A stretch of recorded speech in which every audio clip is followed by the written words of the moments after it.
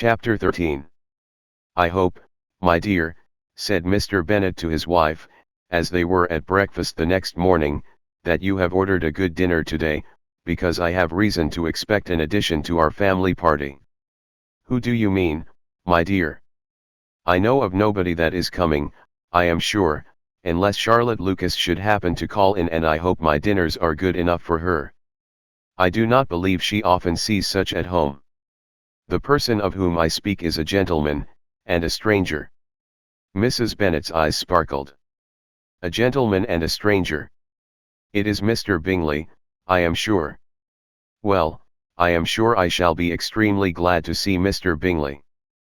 But good Lord! How unlucky! There is not a bit of fish to be got today. Lydia, my love, ring the bell, I must speak to Hill this moment. It is not Mr. Bingley, said her husband, it is a person whom I never saw in the whole course of my life.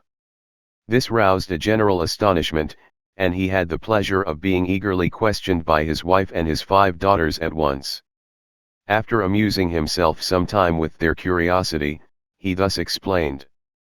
About a month ago I received this letter, and about a fortnight ago I answered it, for I thought it a case of some delicacy, and requiring early attention.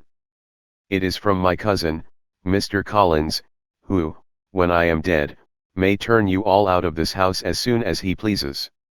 Oh! My dear, cried his wife, I cannot bear to hear that mentioned. Pray do not talk of that odious man. I do think it is the hardest thing in the world, that your estate should be entailed away from your own children, and I am sure, if I had been you, I should have tried long ago to do something or other about it. Jane and Elizabeth tried to explain to her the nature of an entail. They had often attempted to do it before, but it was a subject on which Mrs. Bennet was beyond the reach of reason, and she continued to rail bitterly against the cruelty of settling an estate away from a family of 5 daughters, in favor of a man whom nobody cared anything about. It certainly is a most iniquitous affair, said Mr. Bennet, and nothing can clear Mr. Collins from the guilt of inheriting Longbourn. But if you will listen to his letter, you may perhaps be a little softened by his manner of expressing himself. No, that I am sure I shall not, and I think it is very impertinent of him to write to you at all, and very hypocritical. I hate such false friends. Why could he not keep on quarrelling with you, as his father did before him? Why, indeed, he does seem to have had some filial scruples on that head, as you will hear. Hunsford, near Westerham, Kent, October 15th. Dear Sir, the disagreement subsisting between yourself and my late honoured father always gave me much uneasiness, and since I have had the misfortune to lose him, I have frequently wished to heal the breach, but for some time I was kept back by my own doubts, fearing lest it might seem disrespectful to his memory for me to be on good terms with anyone with whom it had always pleased him to be at variance there, Mrs. Bennet.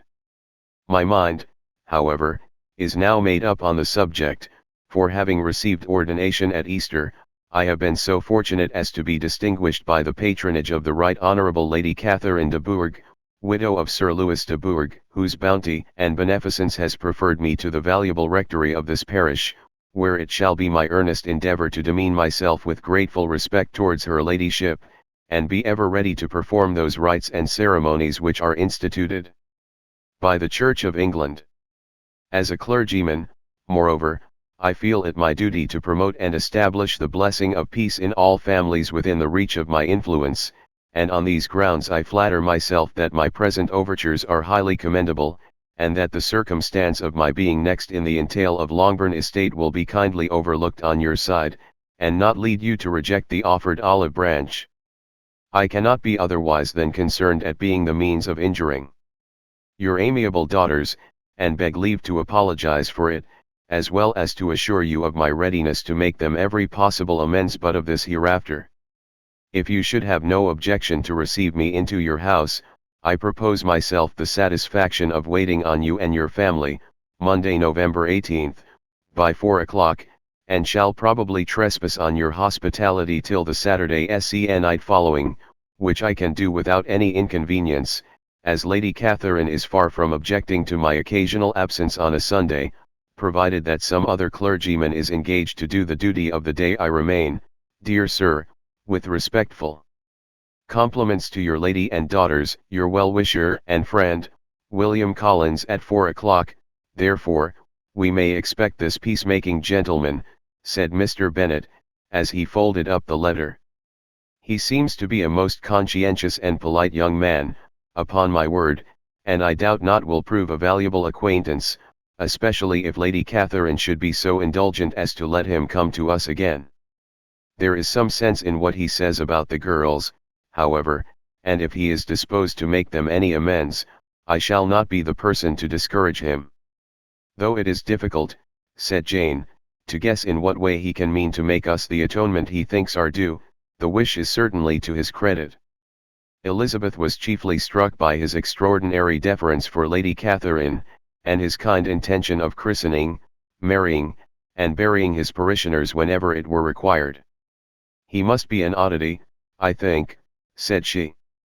I cannot make him out. There is something very pompous in his style, and what can he mean by apologizing for being next in the entail?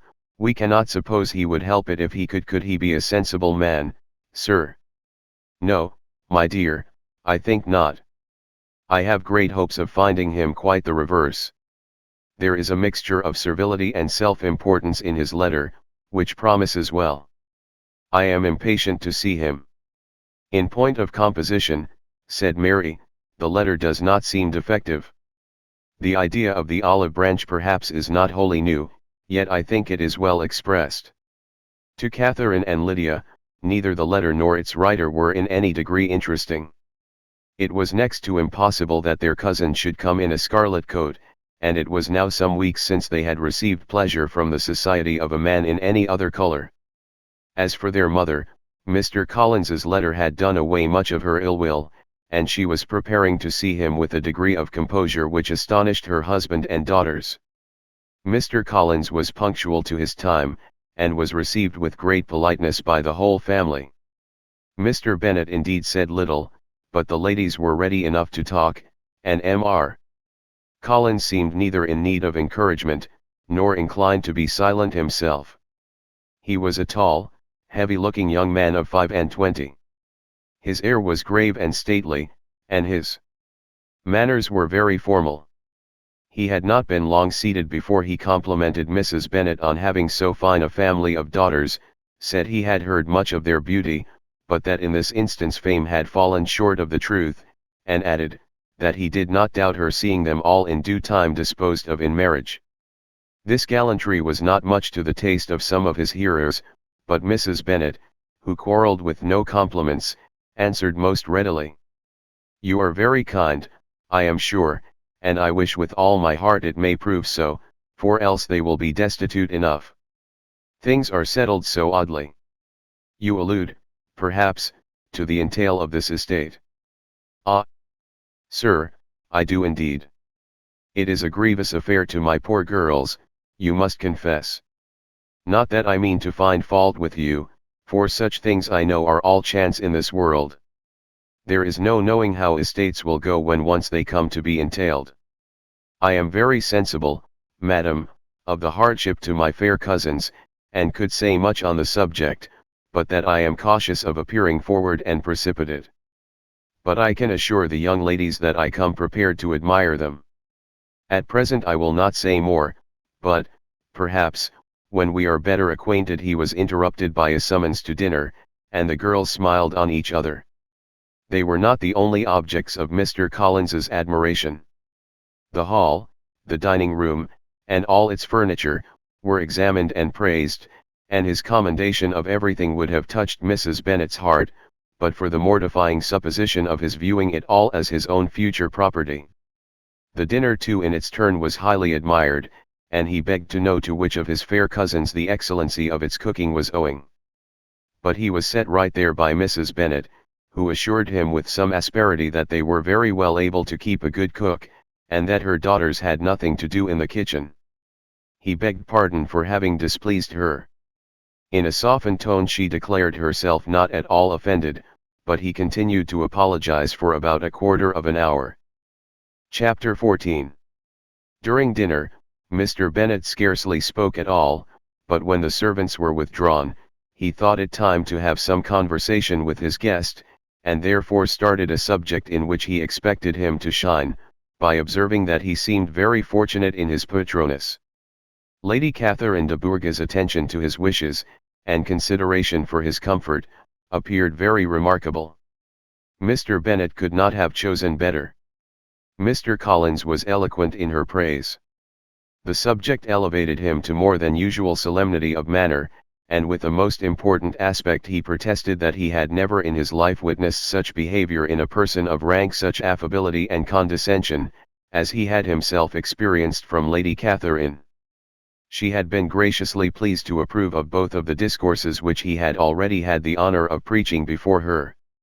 She had also asked him twice to dine at Rosings, and had sent for him only the Saturday before, to make up her pool of quadrille in the evening. Lady Catherine was reckoned proud by many people he knew, but he had never seen anything but affability in her. She had always spoken to him as she would to any other gentleman. She made not the smallest objection to his joining in the society of the neighborhood, nor to his leaving the parish occasionally for a week or two, to visit his relations. She had even condescended to advise him to marry as soon as he could, provided he chose with discretion, and had once paid him a visit in his humble parsonage, where she had perfectly approved all the alterations he had been making, and had even vouchsafed to suggest herself some shelves in the closet upstairs. "That is all very proper and civil, I am sure," said Mrs. Bennet, "and I dare say she is a very agreeable woman. It is a pity that great ladies in general are not more like her. Does she live near you, sir?" "The garden in which stands my humble abode is separated only by a lane from Rosings Park, her ladyship's residence." "I think you said she was a widow, sir. Has she any family?" "She has only one daughter, the heiress of Rosings, and of very extensive property." "Ah!" said Mrs. Bennet, shaking her head, "then she is better off than many girls. And what sort of young lady is she? Is she handsome?" "She is a most charming young lady indeed. Lady Catherine herself says that, in point of true beauty, Miss de Bourgh is far superior to the handsomest of her sex, because there is that in her features which marks the young lady of distinguished birth. She is unfortunately of a sickly constitution, which has prevented her from making that progress in many accomplishments which she could not have otherwise failed of, as I am informed by the lady who superintended her education, and who still resides with them. But she is perfectly amiable, and often condescends to drive by my humble abode in her little phaeton and ponies." "Has she been presented?" "I do not remember her name among the ladies at court. Her indifferent state of health unhappily prevents her being in town, and by that means, as I told Lady Catherine one day, has deprived the British court of its brightest ornament. Her ladyship seemed pleased with the idea, and you may imagine that I am happy on every occasion to offer those little delicate compliments which are always acceptable to ladies. I have more than once observed to Lady Catherine, that her charming daughter seemed born to be a duchess, and that the most elevated rank, instead of giving her consequence, would be adorned by her. These are the kind of little things which please her ladyship, and it is a sort of attention which I conceive myself peculiarly bound to pay." "You judge very properly," said Mr. Bennet, "and it is happy for you that you possess the talent of flattering with delicacy. May I ask whether these pleasing attentions proceed from the impulse of the moment, or are the result of previous study?" "They arise chiefly from what is passing at the time, and though I sometimes amuse myself with suggesting and arranging such little elegant compliments as may be adapted to ordinary occasions, I always wish to give them as unstudied an air as possible." Mr. Bennet's expectations were fully answered. His cousin was as absurd as he had hoped, and he listened to him with the keenest enjoyment, maintaining at the same time the most resolute composure of countenance, and, except in an occasional glance at Elizabeth, requiring no partner in his pleasure. By tea time, however, the dose had been enough, and Mr. Bennet was glad to take his guest into the drawing room again, and, when tea was over, glad to invite him to read aloud to the ladies. Mr. Collins readily assented, and a book was produced, but, on beholding it, for everything announced it to be from a circulating library, he started back, and begging pardon, protested that he never read novels. Kitty stared at him, and Lydia exclaimed. Other books were produced, and after some deliberation he chose Fordyce's Sermons. Lydia gaped as he opened the volume, and before he had, with very monotonous solemnity, read 3 pages, she interrupted him with, "Do you know, Mamma, that my Uncle Phillips talks of turning away Richard, and if he does, Colonel Forster will hire him. My aunt told me so herself on Saturday. I shall walk to Meryton tomorrow to hear more about it, and to ask when Mr. Denny comes back from town." Lydia was bid by her 2 eldest sisters to hold her tongue, but Mr. Collins, much offended, laid aside his book, and said, "I have often observed how little young ladies are interested by books of a serious stamp, though written solely for their benefit. It amazes me, I confess, for, certainly, there can be nothing so advantageous to them as instruction. But I will no longer importune my young cousin." Then turning to Mr. Bennet, he offered himself as his antagonist at backgammon. Mr. Bennet accepted the challenge, observing that he acted very wisely in leaving the girls to their own trifling amusements. Mrs. Bennet and her daughters apologized most civilly for Lydia's interruption, and promised that it should not occur again, if he would resume his book, but Mr. Collins, after assuring them that he bore his young cousin no ill will, and should never resent her behavior as any affront, seated himself at another table with Mr. Bennet, and prepared for backgammon.